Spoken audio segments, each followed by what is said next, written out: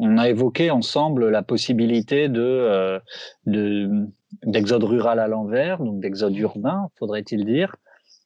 C'est-à-dire on connaissait déjà hein, ce petit filet d'urbains qui font sécession en quelque sorte d'un mode de vie, d'un territoire, etc., pour essayer d'aller inventer des nouvelles choses ailleurs et en particulier dans des territoires très peu denses, en ruralité, en petite ville, voire en ville moyenne. Est-ce qu'il faut s'attendre à ce que ce petit filet, ce goutte à goutte, grossisse avec plein de gens qui sont aujourd'hui confrontés à un mal-vivre urbain ou à un très bien vivre rural selon où ils ont choisi de passer leur confinement? Bah, c'est compliqué d'avoir une projection future et de dire. Bien sûr, c'est de l'intuition. Hein. Mais l'intuition, bah, moi, je pense que ça va être quand même très compliqué d'expliquer aux gens qui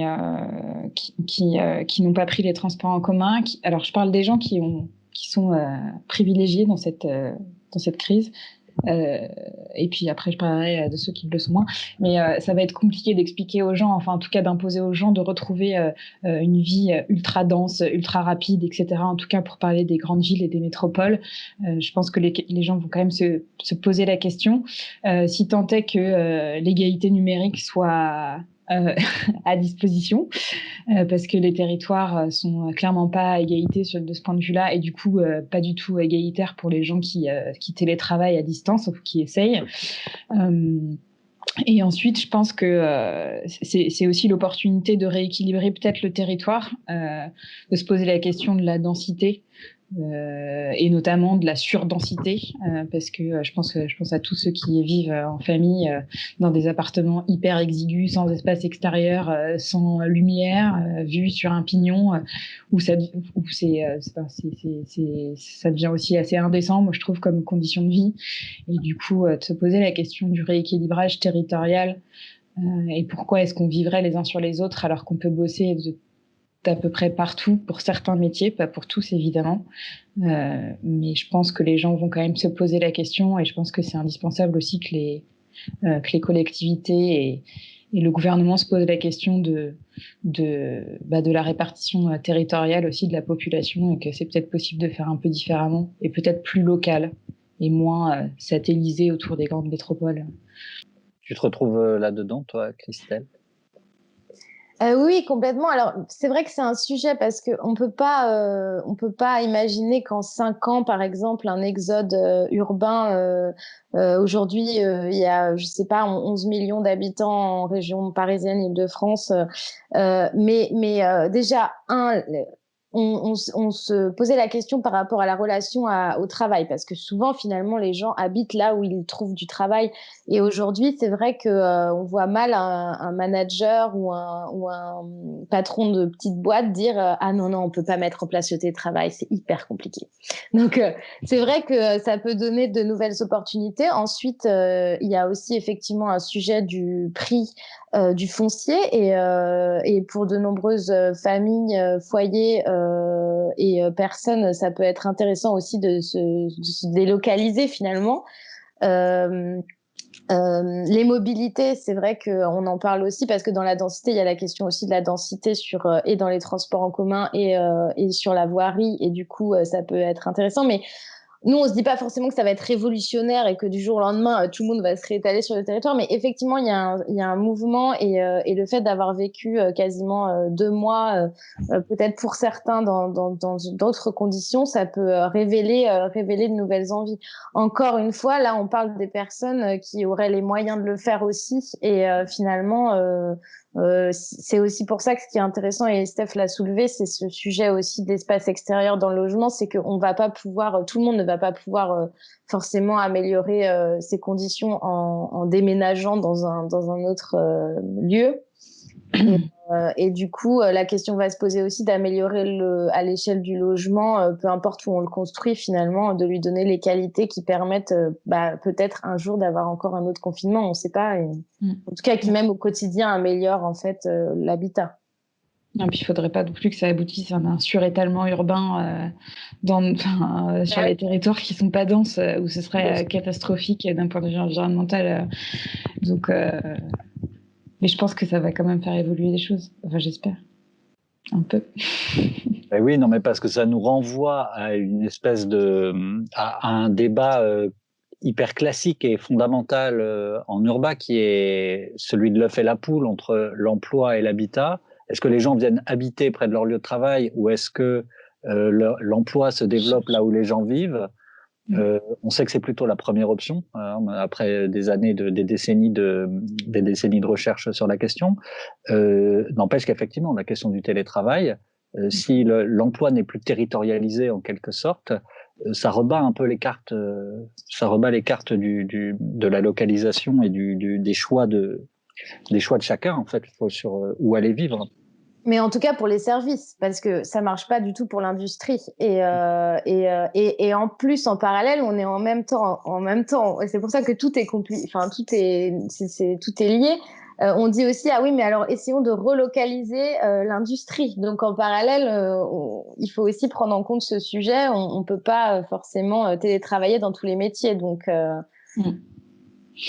Non, mais moi je pense que ce qui est assez, ce qu'il faudrait étudier. Après, on n'est pas urbaniste, mais il y a quand même des territoires qui sont aujourd'hui plus ou moins outillés pour pouvoir grossir un peu, pas trop, mais un petit peu. Et tous ces territoires aussi qui ont été complètement délaissés, qu'il faudra réoutiller, mais qui ont déjà des structures. Je pense notamment aux accès aux voiries, etc., qui ont déjà des supports en fait de développement qui sont déjà présents, pas forcément en bon état, mais qui serait peut-être intéressant aussi de retourner, de s'y réintéresser en fait à ces territoires-là. Même strictement du point de vue du logement, et ça, je pense qu'il va y avoir beaucoup de travail pour les architectes dans la reconquête de l'immense stock de logements vacants. Je pense qu'on se rend pas compte, mais il y a des territoires où il y a 20% des logements qui sont vides, et où effectivement on peut grossir sans s'étaler, parce que ces territoires ne sont plus ce qu'ils étaient, ce qu'ils avaient été, soit dans les 30 Glorieuses, soit encore avant, le cas échéant. Et de manière générale, c'est vrai que toutes ces tendances, la relocalisation de l'activité, d'une activité industrielle, la redistribution de ce qu'on appelle les parcours résidentiels, c'est-à-dire la manière dont chacun choisit là où il va habiter, à quel moment de sa vie, ça nous renvoie là aussi à des fondamentaux moi, ça m'évoque quand même beaucoup des architectes et des urbanistes, soit du 19e siècle, soit des 30 Glorieuses, qui précisément se posaient la question dans l'organisation spatiale de comment on fait cohabiter cette industrie qui est complètement naissante à l'époque. Bref, il y a des vrais enjeux spatiaux derrière, auxquels vous allez être confrontés en tant que professionnel, je pense. Ouais. Mais c'est passionnant. C'est hyper stimulant. Enfin, c'est... qu'on disait avec Christelle, c'est que cette crise, elle est à la fois dramatique et stimulante, quoi. C'est un mix des deux. Mais ce qui est plutôt bien.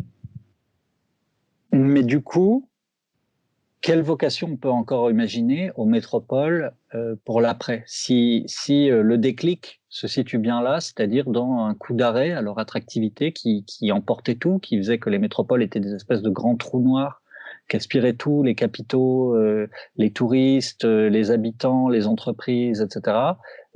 Si ça s'arrête, qu'est-ce qui reste dans les entreprises? Vous avez parlé en particulier des ménages les moins favorisés, ou même pas les moins favorisés, en fait, peut-être la grande majorité des ménages qui peuvent pas forcément se payer le luxe de se dire je plaque tout pour aller ouvrir un écogîte dans les nouvelles ruralités.